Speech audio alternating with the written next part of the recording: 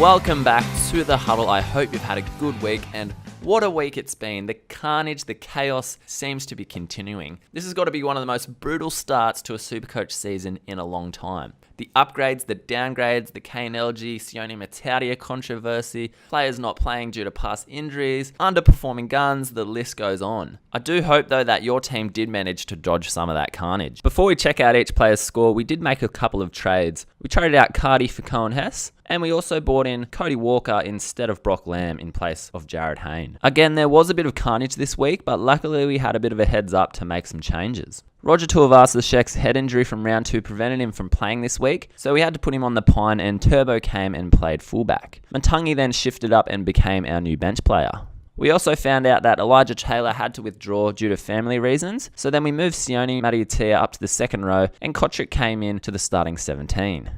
So looking at the team now, there were a couple of highlights. So Cam Smith did what Cam Smith does. He's starting to really justify that high price tag. He scored 83 points and he got a nice try assist there going down the short side. He also got 12 points from conversions and he made 46 tackles.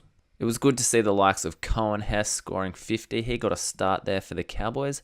He's just made about 50,000 and hopefully after next week he'll make a bit more money, and the plan is to get him up to Taumalolo. Felice Kafusi also looked far more active and got a great score of 59. He's made about 35,000 and again after next week he should make even more. It was great to see Nick Kotrick finally go over for a try. He's made a bit of money, and with that high score now in his 3-round average, he should hopefully see some more price rises. Dylan Walker scored a nice 68 points. Manly did flog the Cowboys. It was a big surprise of the round. However, 28 points of that 68 did come from goal kicking. So take that away and he's only got 40. However, he is in the team because of that goal kicking. So a great score from Dylan. And again, Sean Johnson just keeps on performing. He got 72 points. He scored a try for himself. He's got a great average now of close to 82. Usually he's a bit of a roller coaster. However, let's hope he continues this consistent high scoring. There were a few mediocre scores out there. Sam Burgess again could only get around that 50 to 60 mark, getting 55 points. Fafita bounced back a little bit from last week, getting 61. However, for his price tag, he's a gun. You'd expect 70 plus for him. Despite Manly dominating the Cowboys, Tommy Turbo only managed 42 points. Cody Walker wasn't able to ton up like last week. However, he did get 64 points and played a beautiful ball there through to John Sutton.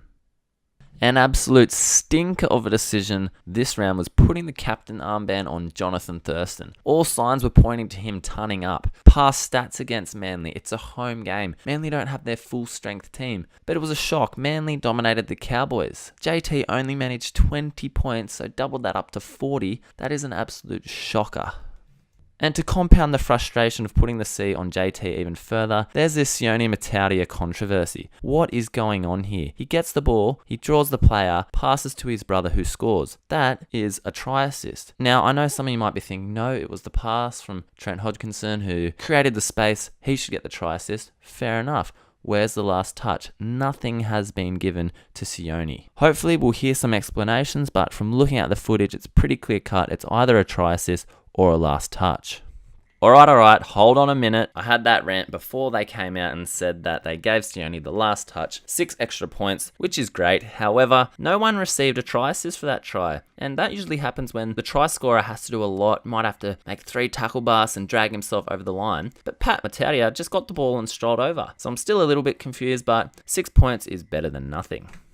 Now, the final frustration was KNLG only receiving a last touch and not a try assist for this pass to his winger. I have read that it's only a last touch because it touched the opposition player on the way through. However, in the Sharks vs Dragons game, Joseph Paulo here passes it to the winger. It deflects off a Dragons player. However, Joseph Paulo has received a try assist. Again, these inconsistencies are extremely frustrating. Now, I don't know if there's going to be any explanation about these, if the Daily Telegraph is going to come out and explain them. Let's hope these inconsistencies don't happen again, but who knows. Rant over, that's enough. Let's see if we got a green arrow this week. Yes, we will be seeing a green arrow this week. We've moved up about 7,600 places.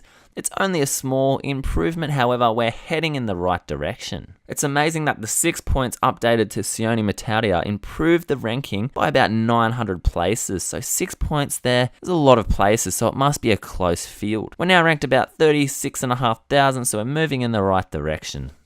We are going to make 2 trades this week. We're going to trade out Sione. He just hasn't performed as expected. In the second row, getting around 80 minutes, you'd expect 55 to 60, and he started to lose a bit of money. The man we're bringing in is Corey Norman. He is on fire. He has scored over 100 in his first 2 games, and he's got great buy schedule. However, he does have that sus hemi, so I'm going to keep an eye on him, and I'll be trading him in 1 hour before the game. If he does play though and gets a decent score, he should make a great amount of cash. The second trade is Kane Elgey to Robert Jennings. Elgey just hasn't fired, and I've decided to bring in a cow who's going to make some money. Jennings is 20k off bottom dollar, and despite a low score last week, and he has a bit of a tough schedule coming up, I think he can still make some coin. I was considering bringing in Riley Jacks from the Storm, as Cam Munster is out for 4 to 6 weeks. However, Jacks is 20k more than Jennings.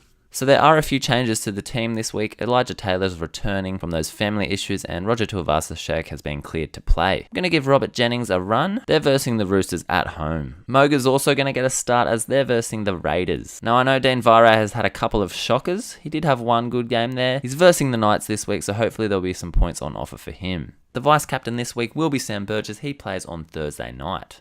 The captain for this week is Cameron Smith. Now, Cameron Smith had a bit of a shocker in round 1, however, he has bounced back in round 2 and 3. He now has a 3-round average of 69. He's versing the Tigers this week, and over the last few years, he averages 72 against them. Now, the Tigers are an interesting team at the moment due to the sacking of their coach this week. They've had a lot of media attention. I'm not sure what this is going to do to the players' mindsets, whether it's going to rally the troops, they're going to go gangbusters this week.